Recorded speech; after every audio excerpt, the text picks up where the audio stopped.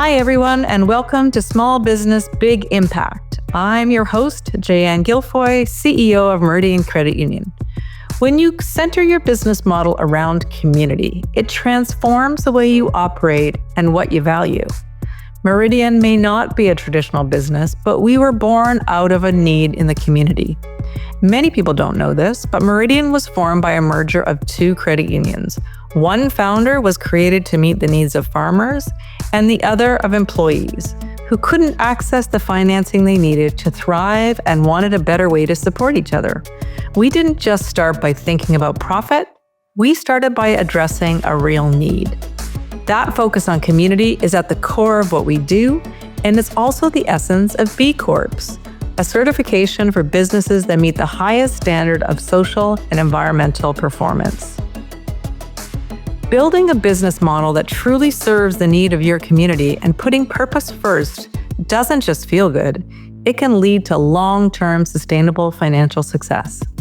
And I believe as CEO of Meridian that financial institutions like ours play an important role in supporting businesses of all kinds. In particular, the alignment of those that have a core purpose to do something good for people, community, and society. If we have great businesses growing in our country, we have stronger social and community infrastructure. Today, we're diving into the world of B Corps, businesses that meet the highest standard of social and environmental impact. They're not just about ticking boxes, they're about creating trust, driving sustainability, and setting the bar for what ethical business should look like. And who better to guide us through that than Arni Mickelson, founder of Northern Village and chair of B Local Ontario. Northern Village is proof that doing good in the world isn't just an ideal, it's a successful business model. So let's get into the interview. Today's guest, Arni Mickelson, has been pioneering software and web development since the internet's inception. I think I was around back then when all that was happening. And as the founder of Northern Village, Arni combines his extensive experience at OpenText and Burnstand with a passion for community service to provide accessible technology solutions for small businesses, organizations, and charities. Arni also brings valuable governance and volunteer leadership to his team and currently serves as the chair of B Local Ontario. Welcome, Arni. Welcome, Jayanne. Nice to meet you. Nice to meet you too, and nice to have you on the show. So let's start with, the beginning. It's always good to start at the beginning. Arni, can you share what inspired you to start Northern Village and how your early career in tech shaped your vision for the company? Sure.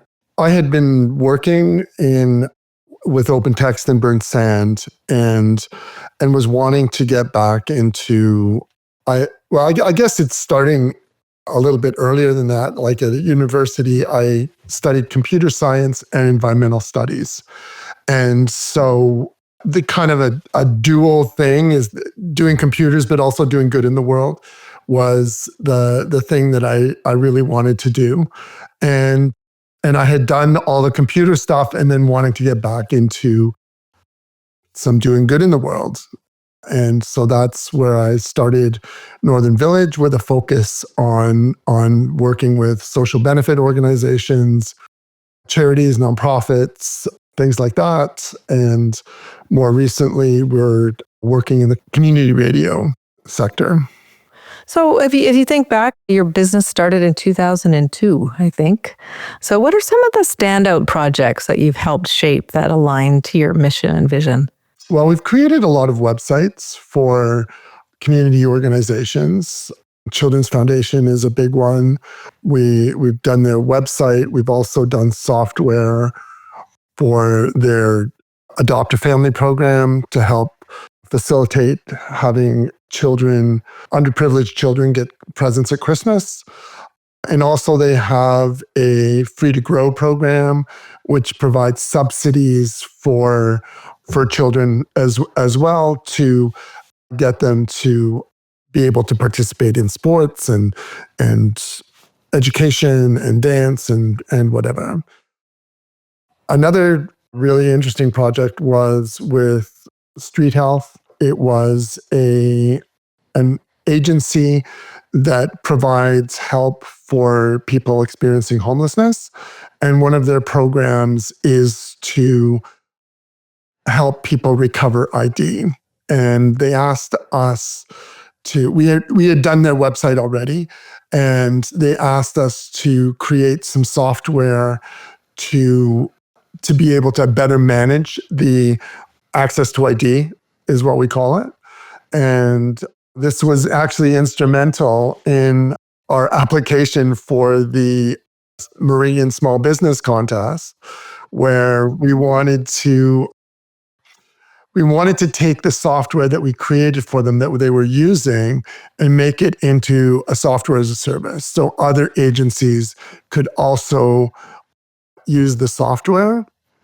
And our pitch to Meridian was that if we win this contest, we will do this. And it was actually, the money was great to help fund that. But I think the real substantial thing was the confidence that it gave us that we were on the right track, that creating software as a service is for social benefit organizations is actually something that we should continue to pursue. And we are.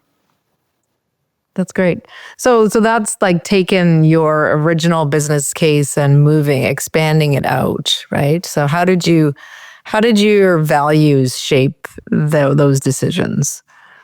Well, our values are that we want to do good in the world. And one of the things that we came across was being a B Corp.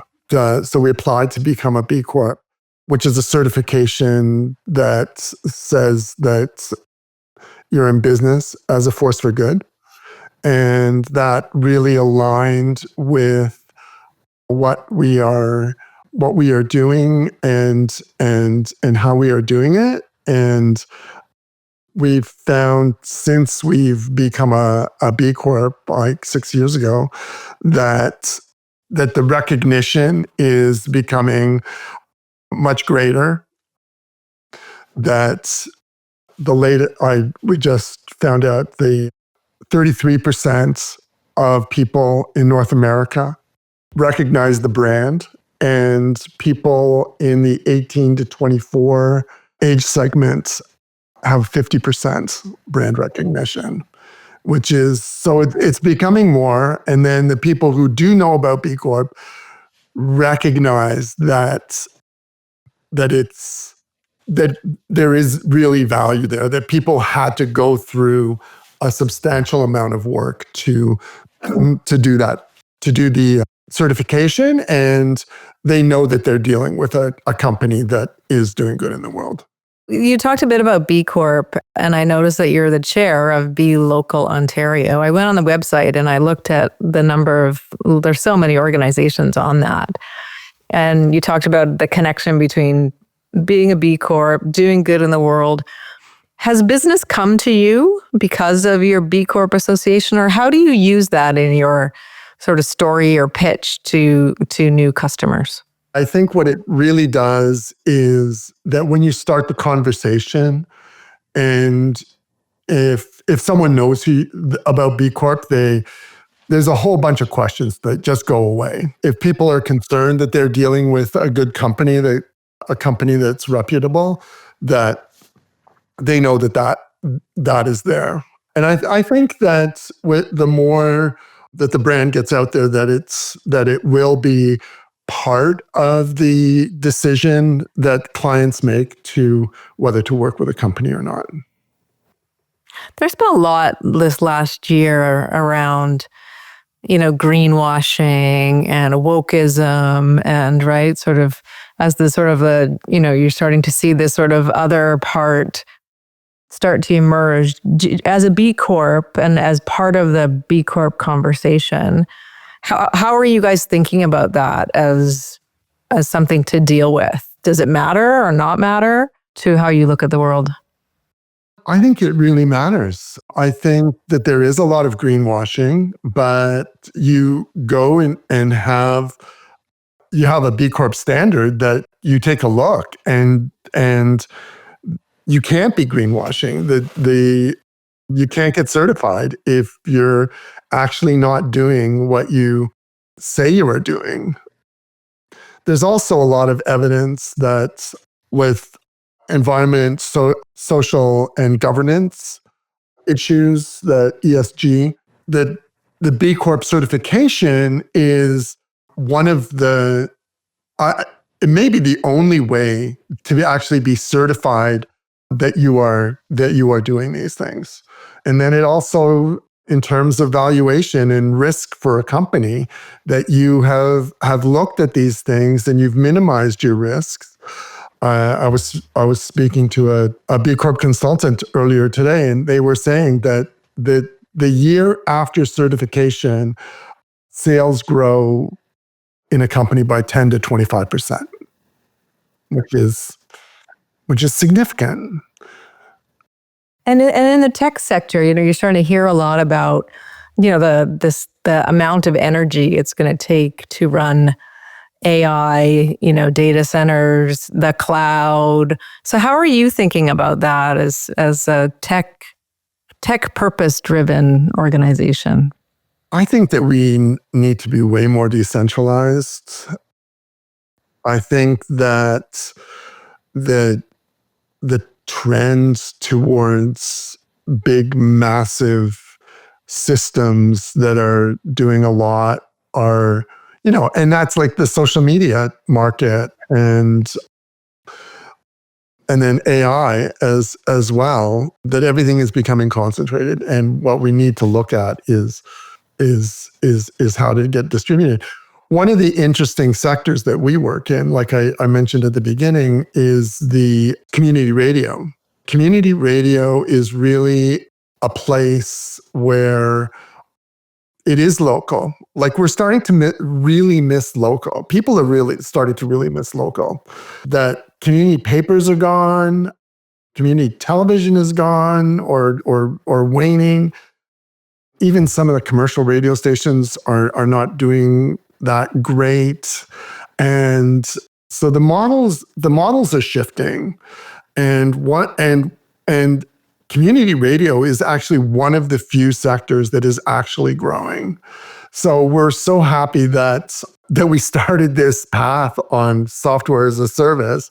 Thank you for that encouragement, is to be working with community radio. So we have a product called Radio App, which first of all allows stations to create their programs and allow that to, and completely integrate it in with their existing websites so that their visitors can come and see when programs are and find more details about the programs.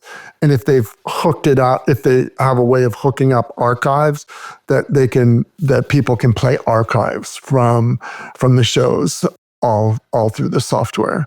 And so, yeah, looking forward to working more with the sector and trying to find a way of those local voices becoming more prominent and getting more people listening to them. We've been working a little bit with the NCRA, the National Campus and Community Radio Association. We worked a little bit on their technology plan.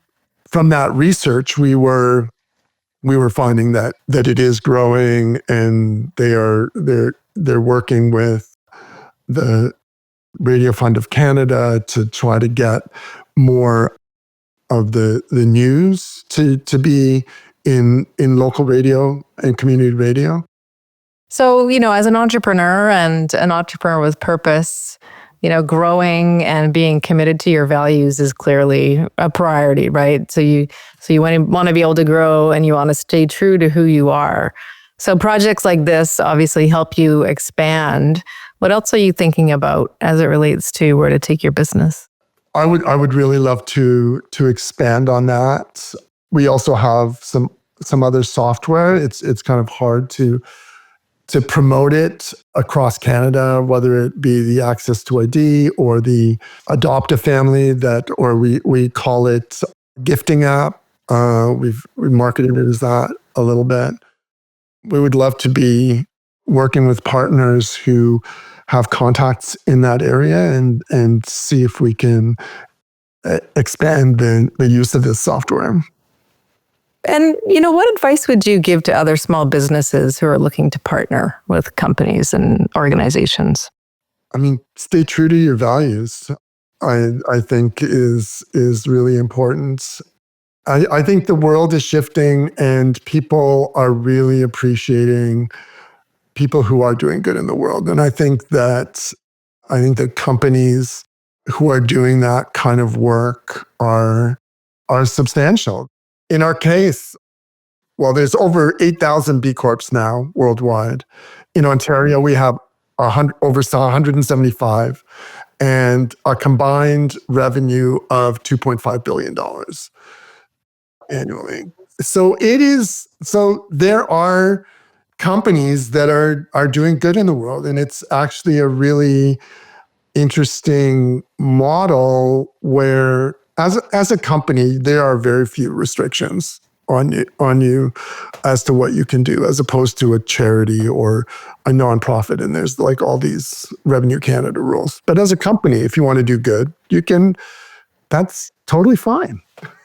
One of the things I think that we hear a lot about from small businesses in general is, looking for that network that can help you grow and, the ecosystem. And I think one of the values of, organizations like ours and organizations like yours and B Corps around reciprocity, right? I really believe that, if you do something for somebody, something comes around and you get it back. So have you found that being a part of that network that's what's helping you be successful and grow? Absolutely. I think that, being part of the network. The other part is just being in a room, whether it's a virtual room or a physical room, with people who are doing well. Like at Be Local Ontario, we've just revived.